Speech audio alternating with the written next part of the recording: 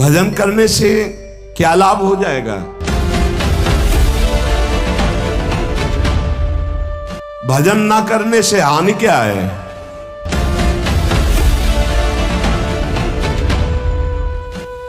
बहुत बड़ा स्टॉक जमा है पाप का। ये थोड़े दिन नाम जप करके अगर देखोगे कि ना तो नाम में मीठापन लग रहा है, ना नाम हमको सुख प्रदान कर रहा है लौकिक, ना हृदय में शांति, जलन बढ़ती जा रही, चुपचाप बढ़ाते जाना, नाम बंद मत करना। वो शुरू है पाप नष्ट होना। पूरे पाप नष्ट होकर जब हृदय निर्मल होगा तो नाच पड़ोगे, बीच में मत रुक जाना। भजन करने के लिए जब कोई कमर कसता है तो पूर्व संचित पाप बाधा डालते हैं, पर जिसका दृढ़ संकल्प हो गया है पीछे कदम नहीं हटाना, इसमें ध्यान रखना। जब प्रभु के लिए जीवन अनंत जन्मों से भटक रहे हो, इसी में भटक रहे हो, बस समझ लो ये बाधा आई है तुम्हारे जीवन को बर्बाद करने के लिए। अगर लक्ष्मण रेखा से बाहर निकल गए तो मिट्टी में मिला देगी ये माया। आगे देख लेना, पर आप कह नहीं पाओगे, वो अंदर की मार होती है माया। भजन करने वाले पर संचित कर्म बाधा डालेंगे, पर सत्संग और सद्विचार और भजन की दृढ़ता हर कर्म को भस्म कर देगी, हर बाधा को भस्म कर देगी।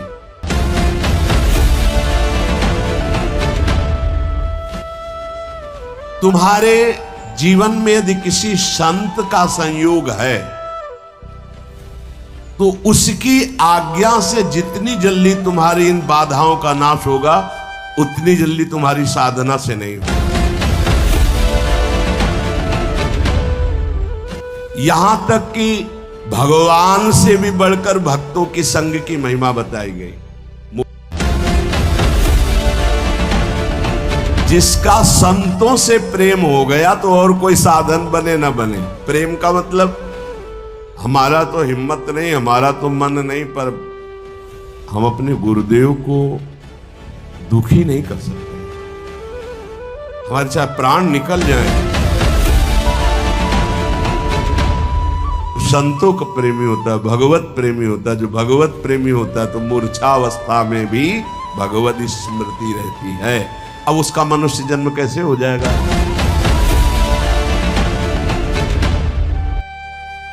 भजन करने से क्या लाभ हो जाएगा? आप समस्त दुखों से छूट जाएंगे, आप अपने स्वरूप को प्राप्त हो जाएंगे, आपका परमात्मा स्वरूप से प्रेम हो जाएगा। भजन ना करने से हानि क्या है? भजन ना करने से विषय आपको बांध लेंगे, पापाचरण खूब होने लगेगा, आपकी दुर्गति हो जाएगी। दुख, अशांति, चिंता, अवगुण और अभाव और दुखिया स्वभाव, ये सब भजन ना करने पर प्रकट हो जाते हैं। देखो बड़े दुखिया स्वभाव है, पर रोते ही रहते हैं, दुख ये वो ऐसा विषय बांधे हुए हैं। महाराज पाप तो सबसे हो रहा है, फिर कहा गया पापवंत कर सहज स्वभाव, भजन मोर ते भाव न काऊ। तो उससे भजन कैसे बनेगा जब पाप बन गया है? भैया ये लाला बहुत कृपालु है, प्रभु बहुत कृपालु है। यदि तुम भजन की सोचोगे कि अब मुझे भजन करना है तो पाप नष्ट होना शुरू हो जाएगा। ये बड़े कृपालु हैं। अपिचेत सुदुराचारो भजते माम अनन्य भाग, साधुर्य समंतव्य सम्यक व्यवसिता हिस्सा। महान दुराचारी भी सोच ले भगवान की सिवा मेरा कोई कल्याण नहीं कर सकता, बस मैं उसे महात्मा बना दूंगा। जिसने इस संसार को बनाया वो बड़ा कृपालु है, करुणामय है।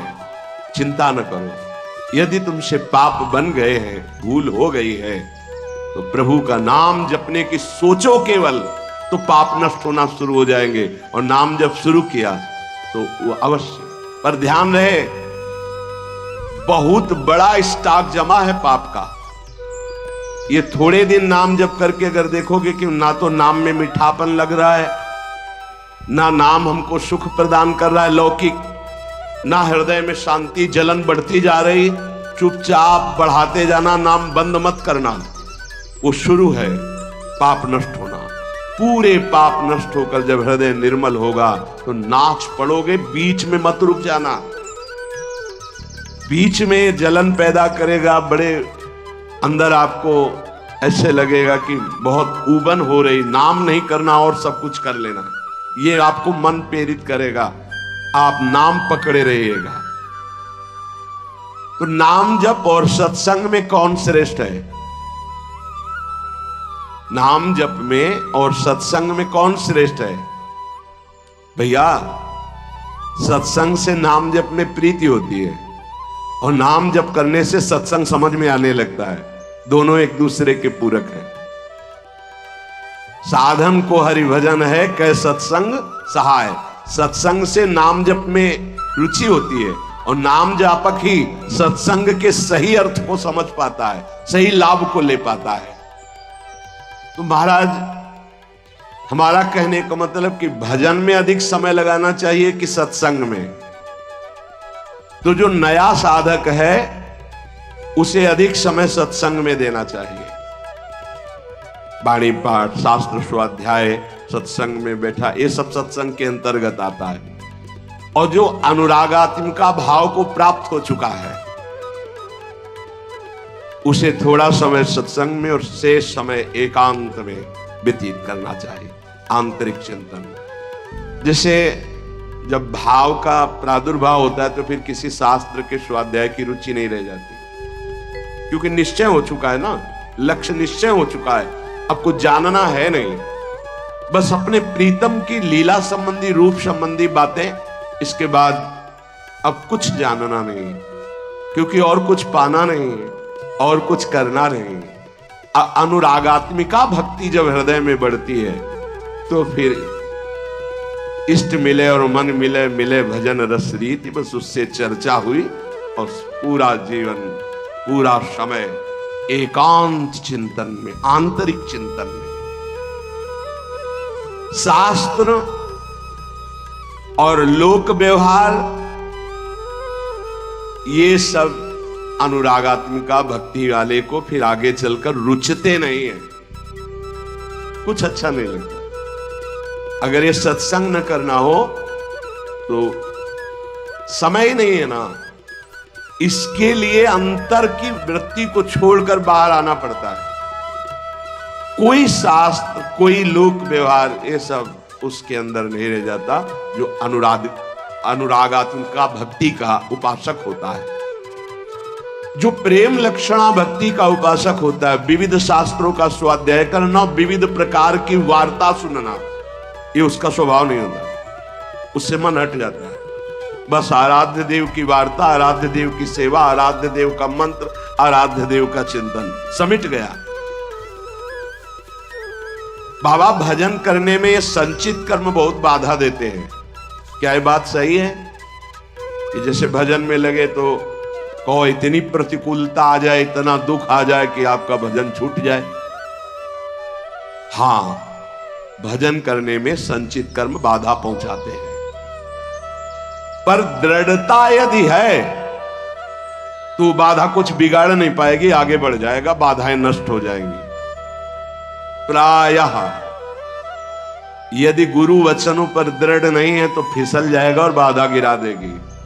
पूर्व के पाप, पारिवारिक मोह, विषय भोगों की इच्छा, कहो ऐसा अपमान का वातावरण कि तुम्हारा उपहास हो, तो लगेगा कब तक सहे, छोड़ो यार, वो बाधाएं उसे परास्त कर देंगी। बाबा कह रहे हां, भजन करने के लिए जब कोई कमर कसता है तो पूर्व संचित पाप बाधा डालते हैं, पर जिसका दृढ़ संकल्प हो गया है, पीछे कदम नहीं हटाना, इसमें ध्यान रखना, पीछे कदम नहीं हटाना, इतनी सीख ले लो जितनी माला में पहुंचे उससे नीचे नहीं उतरना, जितना पाठ में पहुंच चुके उतना पाठ करना, जितना त्याग में पहुंच चुके उतना कदम मजबूत जमा लेना, पीछे मत हटना। हर बाधा आपको आगे बढ़ा देगी, पीछे नहीं हटाएगी। बाधा तो आएंगी, आती हैं, बड़े बड़ों के जीवन में आती हैं। देखो ना, राधा बाबा अनुष्ठान में बैठे तो पैर फिसला, टूट गया, अंग टूट गया। ये पूर्व संचित कर्म जो हैं, पाप कर्म, ये बड़े बड़ों को बाधा पहुंचाते हैं। बस दृढ़ता होनी चाहिए।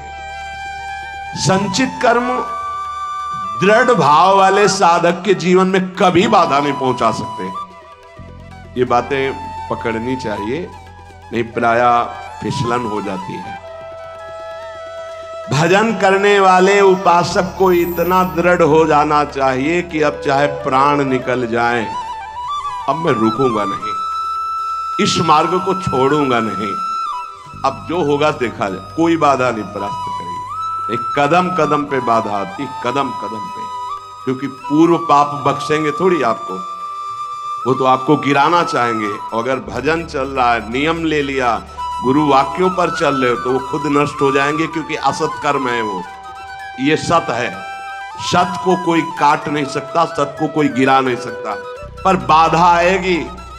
रुकना नहीं है, झुकना नहीं है, टूटना नहीं है, पक्का। ये रोज सत्संग में सुन रहे हैं, मानो आपको रोज वो युक्तियां मिल रही जिससे आप आगे बढ़े। इसमें दृढ़ता के लिए सबसे पहला सत्संग है। पर यह है कि कुसंग भी बहुत जोर का होता है। यद्यपि सत्य के आगे कुसंग क्या है, पर आपको परिणाम में अगर बताएं तो 10 साल का सत्संग और 10 दिन का कुसंग, इतना प्रभावशाली। तो आप कहेंगे फिर सत्य का इतना धीमे प्रभाव पड़ता है। इसलिए कि बहुत जन्मों से हमारी इंद्रियां और सब कुसंग में राजी रही है। जैसे इस बिल्डिंग को बनाने के लिए कितने महीने लगे होंगे, लेकिन इसको गिराने के लिए दिन चाहिए, केवल 1 दिन, 2 दिन, 3 दिन। बनने में वर्ष लगे होंगे। ऐसे ही साधना की ऊंचाई पर चढ़ने में समय लगता है। सत्संग की बातों को जीवन में उतारने में समय लगता है, लेकिन भ्रष्ट होने में नहीं होता। 5 मिनट में भ्रष्ट हो जाओ। सत्संग, सद्विचार रहना, दूसरा दृढ़ता का, जो बाधा तुम्हें गिरा नहीं पाएगी। अब साधक के अंदर असद विचार पाए जाते हैं। ओखली पे सर रख दिया तो चोट गया, क्या गिनना। जब प्रभु के लिए जीवन अनंत जन्मों से भटक रहे हो, इसी में भटक रहे हो, बस समझ लो ये बाधा आई है तुम्हारे जीवन को बर्बाद करने के लिए। अगर लक्ष्मण रेखा से बाहर निकल गए तो मिट्टी में मिला देगी ये माया, मान लो प्रार्थना। अगर आप लक्ष्मण रेखा के अंतर्गत रहे, आज्ञा के अंतर्गत, तो बाधा तुम्हें परास्त नहीं कर पाएगी। नहीं तो जो दुर्गति का केंद्र है, आगे देख लेना, पर आप कह नहीं पाओगे, वो अंदर की मार होती है माया की।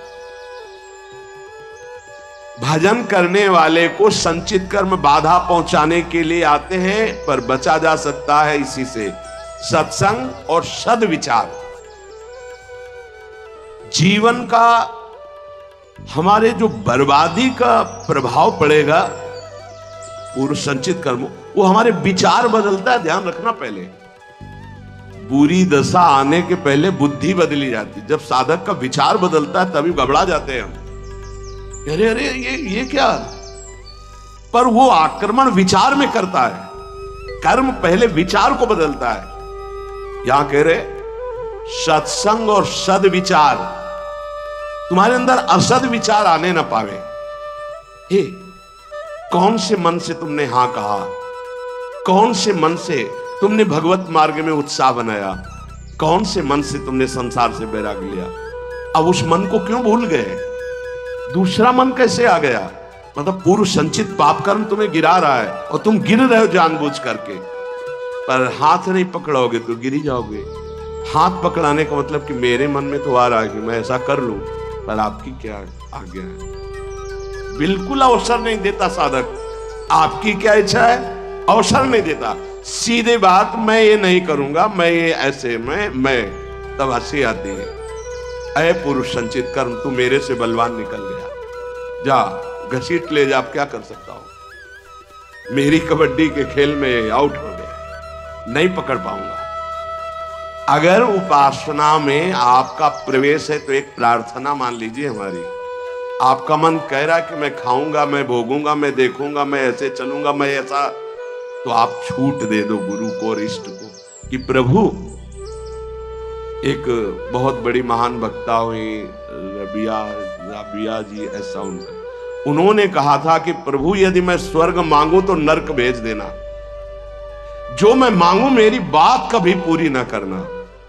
क्या तो हम कम से कम इतनी तो गुरु को इष्ट को जगह दे दें। महाराज मेरा मन कह रहा है कि मैं भोगों में जाऊं, मेरा मन कह रहा है संसार में जाऊं, मेरा मन कह रहा है मैं ये नहीं कर पाऊंगा। आपकी क्या अनुमति है, आपका क्या स्वरूप है, आप क्या आज्ञा करते हैं। इतना तो जगह रखो। आप तो जगह ही नहीं रखते, पूरी लाइन क्लियर कर देते हैं, कोई अधिकार ही नहीं देते। नहीं, मैं ऐसा नहीं करूंगा, मैं ये नहीं कर पाऊंगा। तुम कुछ भी नहीं करने लायक हो।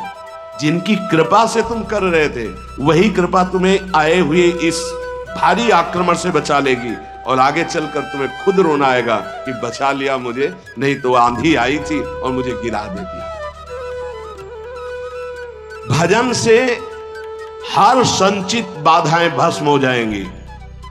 ध्यान रखो, भजन करने वाले पर संचित कर्म बाधा डालेंगे, पर सत्संग और सद्विचार और भजन की दृढ़ता हर कर्म को भस्म कर देगी, हर बाधा को भस्म कर देगी। तुम्हारे जीवन में यदि किसी संत का संयोग है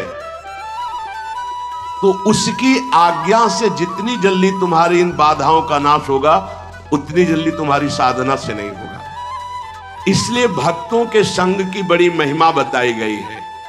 यहां तक कि भगवान से भी बढ़कर भक्तों की संग की महिमा बताई गई। मोरे मन प्रवश विश्वासा, राम ते अधिक राम कर दासा। ये मान लो, ये जीवन बहुत ऊंचाई पर चढ़ाना है। भजन करने से क्या लाभ हो जाएगा? भजन ना करने से हानि क्या है?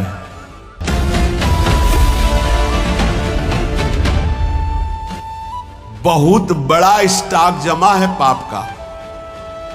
ये थोड़े दिन नाम जप करके अगर देखोगे कि ना तो नाम में मीठापन लग रहा है, ना नाम हमको सुख प्रदान कर रहा है लौकिक, ना हृदय में शांति, जलन बढ़ती जा रही। चुपचाप बढ़ाते जाना, नाम बंद मत करना। वो शुरू है पाप नष्ट होना। पूरे पाप नष्ट होकर जब हृदय निर्मल होगा तो नाच पड़ोगे, बीच में मत रुक जाना। भजन करने के लिए जब कोई कमर कसता है तो पूर्व संचित पाप बाधा डालते हैं, पर जिसका दृढ़ संकल्प हो गया है पीछे कदम नहीं हटाना, इसमें ध्यान रखना। जब प्रभु के लिए जीवन अनंत जन्मों से भटक रहे हो, इसी में भटक रहे हो, बस समझ लो ये बाधा आई है तुम्हारे जीवन को बर्बाद करने के लिए। अगर लक्ष्मण रेखा से बाहर निकल गए तो मिट्टी में मिला देगी ये माया। आगे देख लेना, पर आप कह नहीं पाओगे, वो अंदर की मार होती है माया।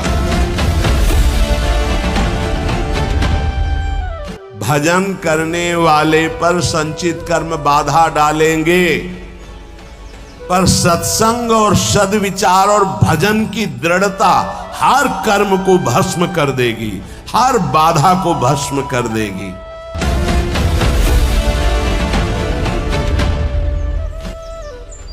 तुम्हारे जीवन में यदि किसी संत का संयोग है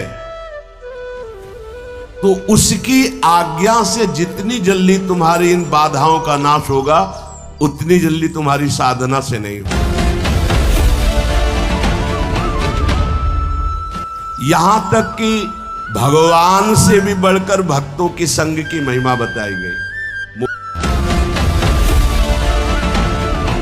जिसका संतों से प्रेम हो गया तो और कोई साधन बने ना बने। प्रेम का मतलब हमारा तो हिम्मत नहीं, हमारा तो मन नहीं, पर हम अपने गुरुदेव को दुखी नहीं कर सकते।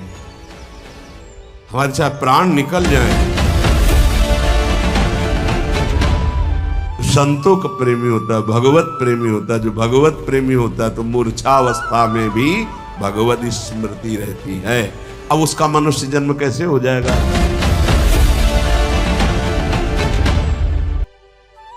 भजन करने से क्या लाभ हो जाएगा? आप समस्त दुखों से छूट जाएंगे, आप अपने स्वरूप को प्राप्त हो जाएंगे, आपका परमात्मा स्वरूप से प्रेम हो जाएगा। भजन ना करने से हानि क्या है? भजन ना करने से विषय आपको बांध लेंगे, पापाचरण खूब होने लगेगा, आपकी दुर्गति हो जाएगी। दुख, अशांति, चिंता, अवगुण और अभाव और दुखिया स्वभाव, ये सब भजन ना करने पर प्रकट हो जाते हैं। देखो बड़े दुखिया स्वभाव है पर रोते ही रहते हैं, दुख ये वो ऐसा विषय बांधे हुए हैं। महाराज पाप तो सबसे हो रहा है, फिर कहा गया पापवंत कर सहज स्वभाव भजन मोर ते भाव न काऊ। तो उससे भजन कैसे बनेगा जब पाप बन गया है? भैया ये लाला बहुत कृपालु है, प्रभु बहुत कृपालु है।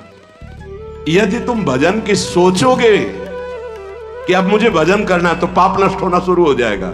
ये बड़े कृपालु हैं। अपिचेत सुदुराचारो भजते माम अनन्य भाग साधुर्य समंतव्य सम्यक व्यवसिता हिस्सा। महान दुराचारी भी सोच ले भगवान के सिवा मेरा कोई कल्याण नहीं कर सकता, बस मैं उसे महात्मा बना दूंगा। जिसने इस संसार को बनाया वो बड़ा कृपालु है, करुणामय है। चिंता न करो, यदि तुमसे पाप बन गए हैं, भूल हो गई है, तो प्रभु का नाम जपने की सोचो केवल, तो पाप नष्ट होना शुरू हो जाएंगे। और नाम जब शुरू किया तो वो अवश्य, पर ध्यान रहे बहुत बड़ा स्टॉक जमा है पाप का। ये थोड़े दिन नाम जप करके अगर देखोगे कि ना तो नाम में मीठापन लग रहा है, ना नाम हमको सुख प्रदान कर रहा है लौकिक, ना हृदय में शांति, जलन बढ़ती जा रही, चुपचाप बढ़ाते जाना, नाम बंद मत करना। वो शुरू है पाप नष्ट होना। पूरे पाप नष्ट होकर जब हृदय निर्मल होगा तो नाच पड़ोगे, बीच में मत रुक जाना। बीच में जलन पैदा करेगा, बड़े अंदर आपको ऐसे लगेगा कि बहुत ऊबन हो रही, नाम नहीं करना और सब कुछ कर लेना, ये आपको मन प्रेरित करेगा, आप नाम पकड़े रहिएगा। तो नाम जप और सत्संग में कौन श्रेष्ठ है? नाम जप में और सत्संग में कौन श्रेष्ठ है? भैया सत्संग से नाम जप में प्रीति होती है और नाम जप करने से सत्संग समझ में आने लगता है। दोनों एक दूसरे के पूरक है। साधन को हरि भजन है कै सत्संग सहाय। सत्संग से नाम जप में रुचि होती है और नाम जापक ही सत्संग के सही अर्थ को समझ पाता है, सही लाभ को ले पाता है। तो महाराज हमारा कहने का मतलब कि भजन में अधिक समय लगाना चाहिए कि सत्संग में? तो जो नया साधक है उसे अधिक समय सत्संग में देना चाहिए। वाणी पाठ, शास्त्र स्वाध्याय, सत्संग में बैठा, ये सब सत्संग के अंतर्गत आता है। और जो अनुरागात्मिका भाव को प्राप्त हो चुका है उसे थोड़ा समय सत्संग में और शेष समय एकांत में व्यतीत करना चाहिए, आंतरिक चिंतन। जैसे जब भाव का प्रादुर्भाव होता है तो फिर किसी शास्त्र के स्वाध्याय की रुचि नहीं रह जाती। क्योंकि निश्चय हो चुका है ना, लक्ष्य निश्चय हो चुका है, अब कुछ जानना है नहीं। बस अपने प्रीतम की लीला संबंधी, रूप संबंधी बातें, इसके बाद अब कुछ जानना नहीं, क्योंकि और कुछ पाना नहीं है, और कुछ करना नहीं है। अनुरागात्मिका भक्ति जब हृदय में बढ़ती है तो फिर इष्ट मिले और मन मिले, मिले भजन रस रीति, बस उससे चर्चा हुई और पूरा जीवन, पूरा समय एकांत चिंतन में, आंतरिक चिंतन में। शास्त्र और लोक व्यवहार ये सब अनुरागात्मिका भक्ति वाले को फिर आगे चलकर रुचते नहीं है, कुछ अच्छा नहीं लगता। अगर ये सत्संग न करना हो तो समय ही नहीं है ना, इसके लिए अंतर की वृत्ति को छोड़कर बाहर आना पड़ता है।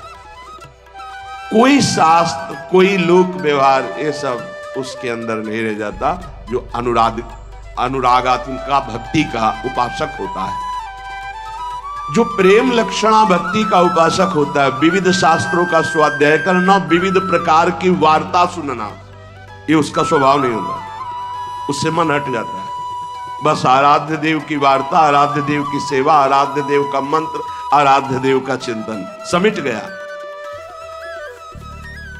बाबा भजन करने में ये संचित कर्म बहुत बाधा देते हैं।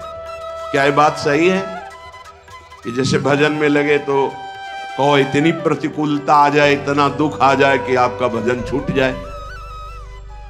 हां, भजन करने में संचित कर्म बाधा पहुंचाते हैं, पर दृढ़ता यदि है तो बाधा कुछ बिगाड़ नहीं पाएगी, आगे बढ़ जाएगा, बाधाएं नष्ट हो जाएंगी। प्रायः यदि गुरु वचनों पर दृढ़ नहीं है तो फिसल जाएगा और बाधा गिरा देगी। पूर्व के पाप, पारिवारिक मोह, विषय भोगों की इच्छा, कहो ऐसा अपमान का वातावरण कि तुम्हारा उपहास हो, तो लगेगा कब तक सहे, छोड़ो यार, वो बाधाएं उसे परास्त कर देंगी। बाबा कह रहे हां, भजन करने के लिए जब कोई कमर कसता है तो पूर्व संचित पाप बाधा डालते हैं, पर जिसका दृढ़ संकल्प हो गया है, पीछे कदम नहीं हटाना, इसमें ध्यान रखना, पीछे कदम नहीं हटाना। इतनी सीख ले लो, जितनी माला में पहुंचे उससे नीचे नहीं उतरना, जितना पाठ में पहुंच चुके उतना पाठ करना, जितना त्याग में पहुंच चुके उतना कदम मजबूत जमा लेना, पीछे मत हटना। हर बाधा आपको आगे बढ़ा देगी, पीछे नहीं हटाएगी। बाधा तो आएंगी, आती हैं, बड़े बड़ों के जीवन में आती हैं। देखो ना, राधा बाबा अनुष्ठान में बैठे तो पैर फिसला, टूट गया, अंग टूट गया। ये पूर्व संचित कर्म जो हैं, पाप कर्म, ये बड़े बड़ों को बाधा पहुंचाते हैं। बस दृढ़ता होनी चाहिए। संचित कर्म दृढ़ भाव वाले साधक के जीवन में कभी बाधा नहीं पहुंचा सकते। ये बातें पकड़नी चाहिए, नहीं प्रायः फिसलन हो जाती है। भजन करने वाले उपासक को इतना दृढ़ हो जाना चाहिए कि अब चाहे प्राण निकल जाए, अब मैं रुकूंगा नहीं, इस मार्ग को छोड़ूंगा नहीं, अब जो होगा देखा जाए, कोई बाधा नहीं परास्त करेगी। एक कदम कदम पे बाधा आती, कदम कदम पे, क्योंकि पूर्व पाप बख्शेंगे थोड़ी आपको, वो तो आपको गिराना चाहेंगे। और अगर भजन चल रहा है, नियम ले लिया, गुरु वाक्यों पर चल रहे हो, तो वो खुद नष्ट हो जाएंगे, क्योंकि असत कर्म है वो। ये सत है, सत को कोई काट नहीं सकता, सत को कोई गिरा नहीं सकता, पर बाधा आएगी। रुकना नहीं है, झुकना नहीं है, टूटना नहीं है, पक्का। ये रोज सत्संग में सुन रहे हैं, मानो आपको रोज वो युक्तियां मिल रही जिससे आप आगे बढ़े। इसमें दृढ़ता के लिए सबसे पहला सत्संग है। पर यह है कि कुसंग भी बहुत जोर का होता है।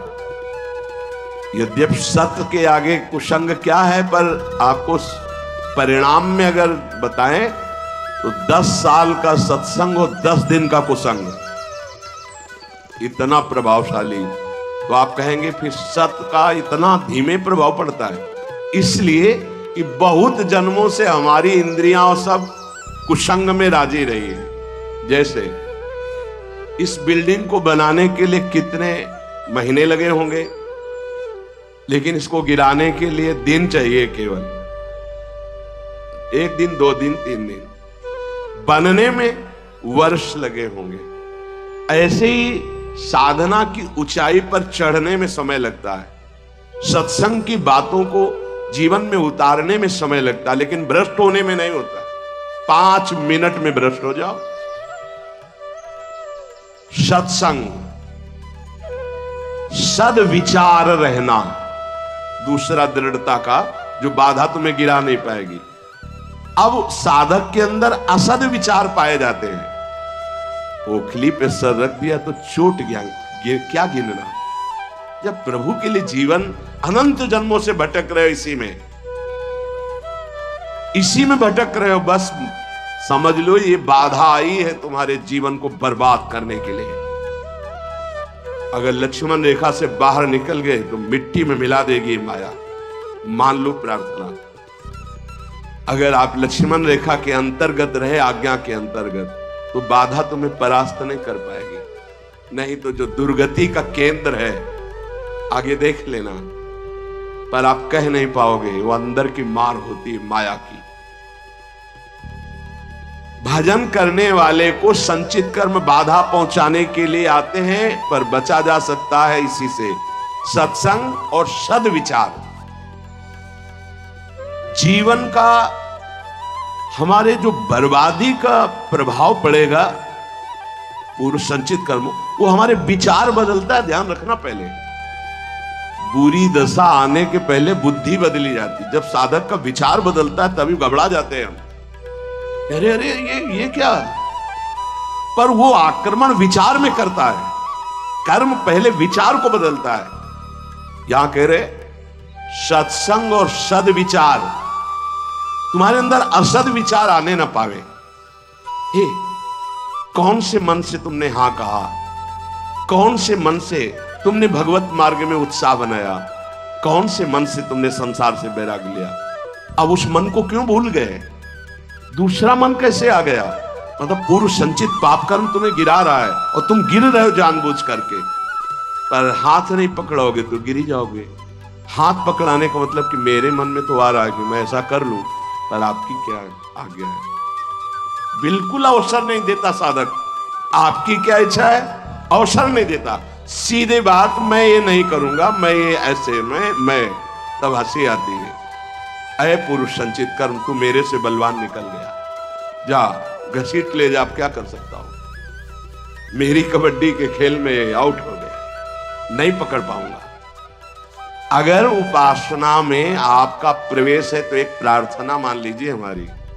आपका मन कह रहा है कि मैं खाऊंगा, मैं भोगूंगा, मैं देखूंगा, मैं ऐसे चलूंगा, मैं ऐसा, तो आप छूट दे दो गुरु को और इष्ट को कि प्रभु। एक बहुत बड़ी महान वक्ता हुई रबिया जी, ऐसा उन्होंने कहा था कि प्रभु यदि मैं स्वर्ग मांगू तो नरक भेज देना, जो मैं मांगू मेरी बात कभी पूरी ना करना। क्या तो हम कम से कम इतनी तो गुरु को, इष्ट को जगह दे दे। महाराज, मेरा मन कह रहा है कि मैं भोगों में जाऊं, मेरा मन कह रहा है संसार में जाऊं, मेरा मन कह रहा है मैं ये नहीं कर पाऊंगा। आपकी क्या अनुमति है, आपका क्या स्वरूप है, आप क्या आज्ञा करते हैं, इतना तो जगह रखो। आप तो जगह ही नहीं रखते, पूरी लाइन क्लियर कर देते हैं, कोई अधिकार ही नहीं देते। नहीं, मैं ऐसा नहीं करूंगा, मैं ये नहीं कर पाऊंगा। तुम कुछ भी नहीं करने लायक हो। जिनकी कृपा से तुम कर रहे थे, वही कृपा तुम्हें आए हुए इस भारी आक्रमण से बचा लेगी, और आगे चलकर तुम्हें खुद रोना आएगा कि बचा लिया मुझे, नहीं तो आंधी आई थी और मुझे गिरा देती। भजन से हर संचित बाधाएं भस्म हो जाएंगी। ध्यान रखो, भजन करने वाले पर संचित कर्म बाधा डालेंगे, पर सत्संग और सद्विचार और भजन की दृढ़ता हर कर्म को भस्म कर देगी, हर बाधा को भस्म कर देगी। तुम्हारे जीवन में यदि किसी संत का संयोग है तो उसकी आज्ञा से जितनी जल्दी तुम्हारी इन बाधाओं का नाश होगा उतनी जल्दी तुम्हारी साधना से नहीं होगा। इसलिए भक्तों के संग की बड़ी महिमा बताई गई है। यहां तक कि भगवान से भी बढ़कर भक्तों के संग की महिमा बताई गई। मोरे मन प्रभुवश विश्वासा, राम ते अधिक राम कर दासा। ये मान लो, ये जीवन बहुत ऊंचाई पर चढ़ाना है।